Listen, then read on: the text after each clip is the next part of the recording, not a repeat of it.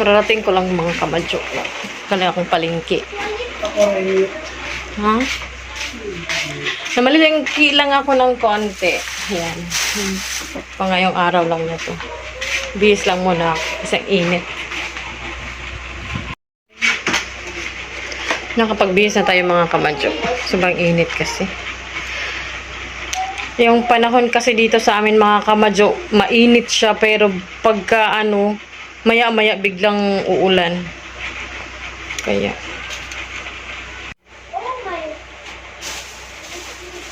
Then bumili ako ng tuyo mga kamadyo. Masarap kasi kahit bawal. Alam mo naman yung bawal. Alam nyo na mga kamadyo pag bawal, masarap. Diba? Yan, bumili ako ng talbos ng kamote kasi magpinulang isda ako mga kamadyo.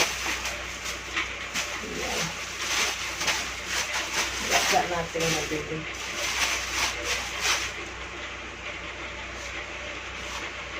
Ito lang yung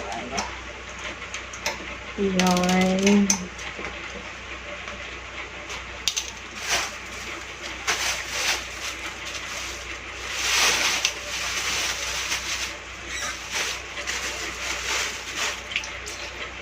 Ulo ng talakitok to mga kamadyo. Masarap kasi to pag sabaw. Tinulang isda. Yan ang masarap. Lutong Bisaya. Yan.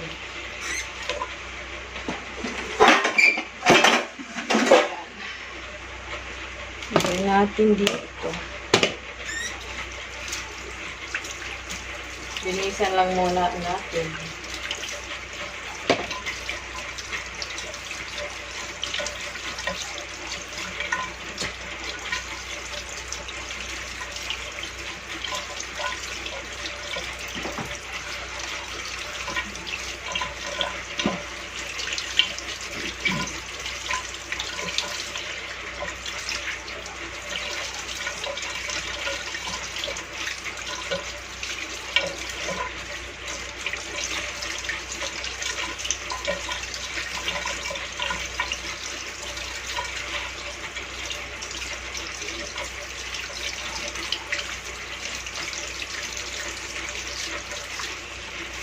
Tapos isa naman.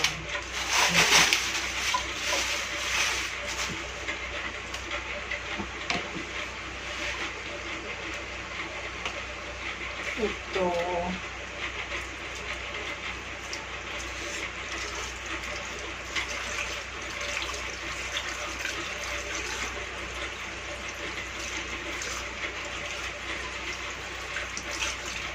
Ewan ko anong tawag dito sa Tagalog, tong isda na to. Ang alam ko lang kasi dito, pag ganitong maraming maraming tawag dito, variety, yung ganitong klaseng isda. Dito sa amin, yung ganitong variety is Leo Abon. Hindi ko lang alam kung ano sa Tagalog. Pamilya lang to ng danggit,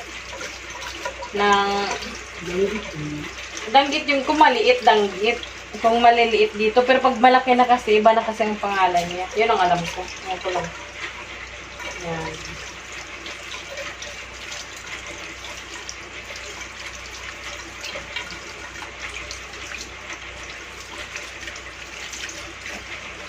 Favorite isda ko kasi yan mga kamadyo. Ito naman yung anong patawag dito pa? Yung isda na to? Yung kinikilaw natin madalas? Batagon? Ano Tagalog nito?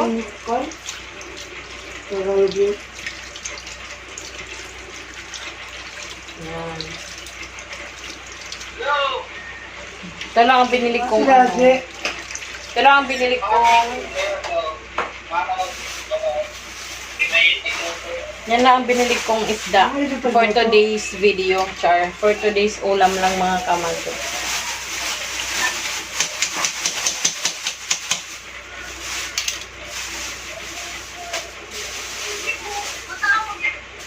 Pag ako kasi namili mga kamadyo, pag ako namalengke, konti lang binibili ko. Sinanay, pag sinanay ay namamalengke, yun, good for 1 week na.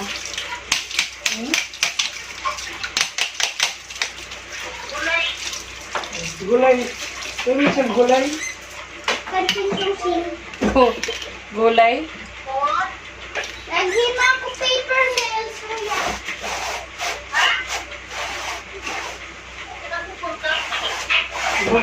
Balik lang.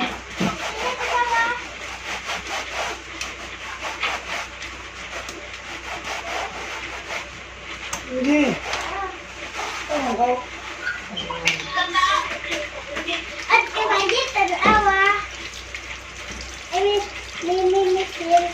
Tanong mo si ate kung natanggap niya yung Gcash ko kagabi. Nanda na?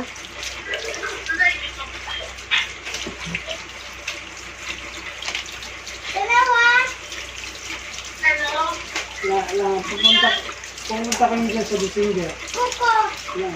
Punta kami dyan sa December. Oh. Opo. Opo.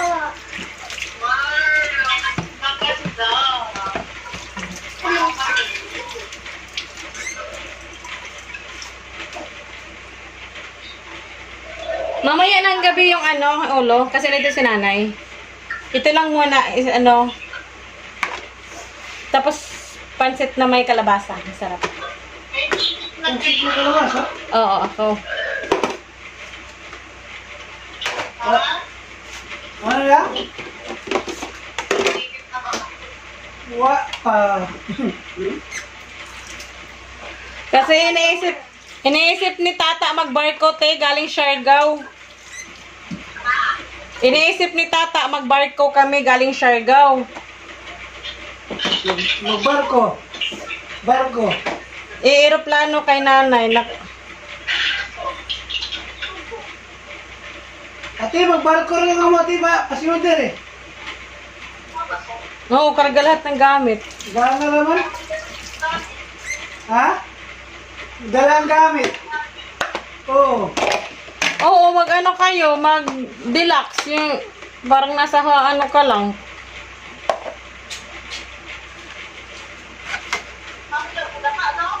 Oo.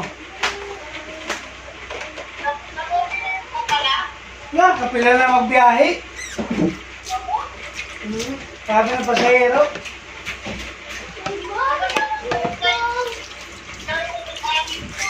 Kaya tiga ni taga Bulacan, pero taga Siargao siya.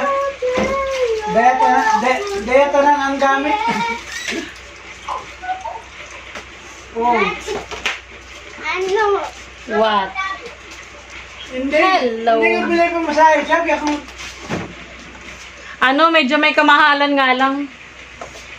Kasi isang sakay lang din naman, di ba? Siargao, di ka na problema ng mo, 3 plus ba ka na? gamit mo. Kakain ka 3 na? plus ba? 3 plus. Gagawa ko minatamis na saging mamaya. Gusto mo? Okay. Oh, pero gano'n kayo magkaya ng mga gamit, hindi mo na doon, mga karton. Kung pupunta nga kami dyan, Ngayon ako magluto siguro. kailangan pag-uwi. Laban ko lang yung magkwarto na uniform niya kasi para Para may madala, mga Ano? paninda ko. laban ko lang yung uniform niya. Masayang araw, baka mamaya uulan na naman, hindi to matutuyo. Yan. Ito po dolas lamay din yun. Pag nagbaba ako mga kabadyo, binababad ko talaga. Kasi Grabe ka yan, karato. para watik-watik lang.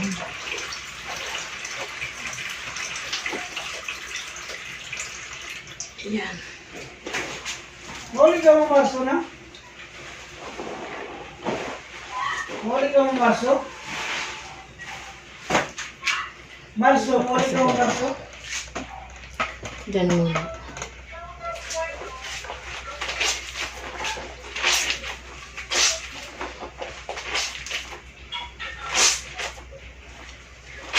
Dapat buta ko yung doon ng kuwan. Ay, masuga, masuga.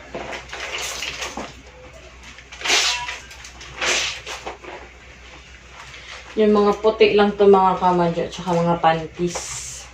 Pinalundry ko lang kasi hindi kulay kasi, mga decolor kasi. Sobrang tambak. Ang dami. Ang dami kasing ginawa. na busy sa aming munting pinagkakakitaan, kaya hindi ako nakapaglaba. Yan, pinalanggi ko na lang.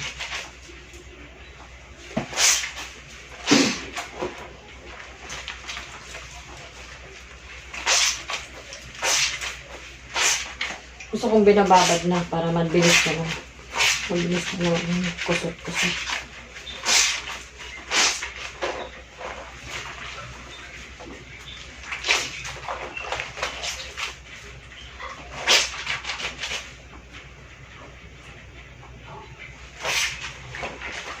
Dahil yung project ni namin sa December.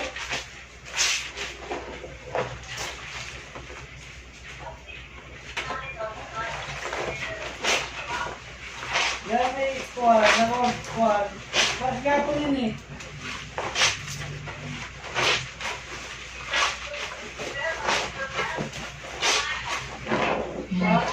Kontrata. Uniform niya. Kontrata ba?